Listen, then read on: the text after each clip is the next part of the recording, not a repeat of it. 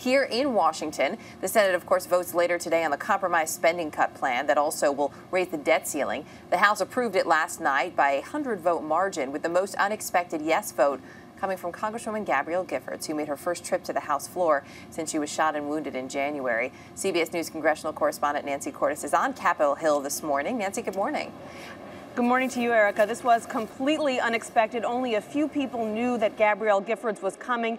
Nancy Pelosi was one of them. I interviewed her yesterday. She didn't breathe a word of it. And I think that's why you saw this incredible outpouring of emotion when Giffords showed up on the House floor. She was the last person anyone expected to see. The standing ovation went on for, I kid you not, 10 minutes. And as people walked out of the chamber, they were shaken. They said they had never experienced something so moving before, which I know sounds a little bit corny, but this is a woman you have to remember that most people never thought that they would see again. They did not think that she would survive this. And while she isn't well enough to come back to the Capitol full time, this is an amazing step that she was able to come to Washington to cast this vote.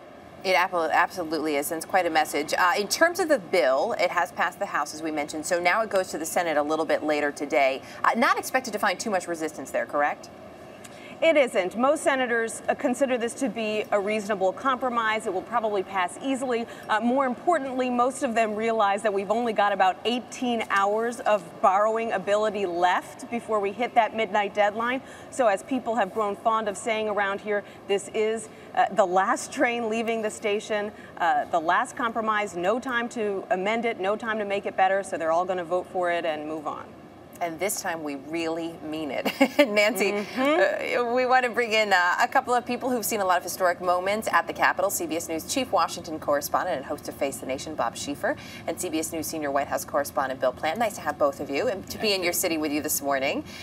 Bob, we've talked so much this morning about the return of Congresswoman Giffords, and how can you not? It's a wonderful moment that so many needed. You've seen a lot of important returns. Where exactly does her walking onto that House floor last night figure in? Well, I mean, it was a heartwarming moment. I mean, but you're right. The House floor and the Senate floor have been places for dramatic returns over the years. I remember once in the Senate, they wheeled Carl Hayden, who was about 90-something years old, the senator from Arizona. They actually wheeled him in on a gurney to cast a deciding vote. But in recent memory, of course, the ones that you remember, Ted Kennedy returning to vote for the health care legislation when he was fighting the brain cancer that later took his life.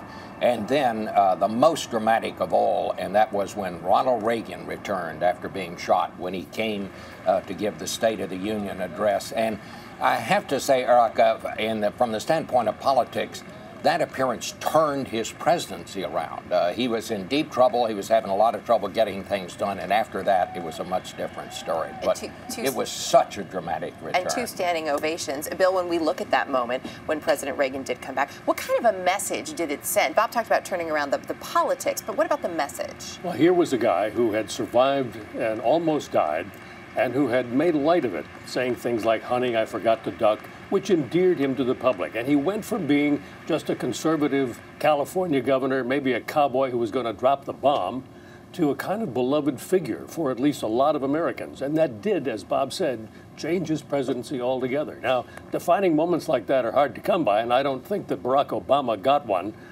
when this bill was passed in the House and today in the Senate. Nancy, I want to ask you about Senator Kennedy, which Bob brought up, of course, when he came back to cast that vote for health care. Did that send a certain message, especially because that bill was rather contentious in many ways? Absolutely, and he was really the driving force behind the bill in the first place. It was his entreaties to President Obama that convinced the president in part to make health care the defining first issue of his presidency. And the health care bill faltered many times, and it was faltering very gravely at the time that Senator Kennedy came back. And many people believe actually that this entire debate wouldn't have been anywhere near as contentious as it was if he had been well enough to be engaged in it the entire time. So yes, when he came back, he did certainly bring the legislation back from the brink as well.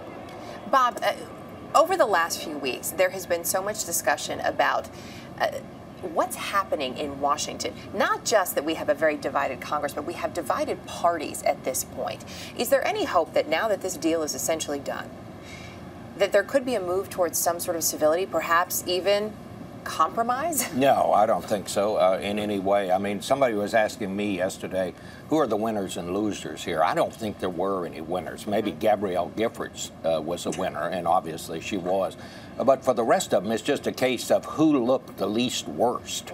As far as I'm concerned. And basically what they have done is moved all the hard decisions down to this committee, which is going to have to decide which programs to cut and where and how deeply. So they're all really happy today because they're not going to have to vote on those really hard decisions. Exactly. They can just vote up or down. What you're seeing is effort by everyone involved to spin it their way. And everybody can take a little bit of it and say, hey, I won this, and the other side lost.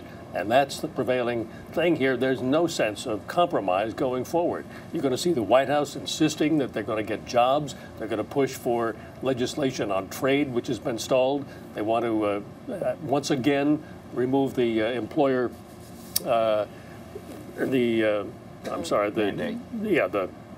payroll tax cut. So. It's interesting that you say there really are no winners, and Senator Warner had said to me yesterday, look, we all look pretty damn bad, his exact words there. So, and probably most of the American people would agree with that this morning. Well, sounds like an honest man. I think in this case, Bob Schieffer, Bill Plante, Nancy Cordes, good to have all of you with us this morning.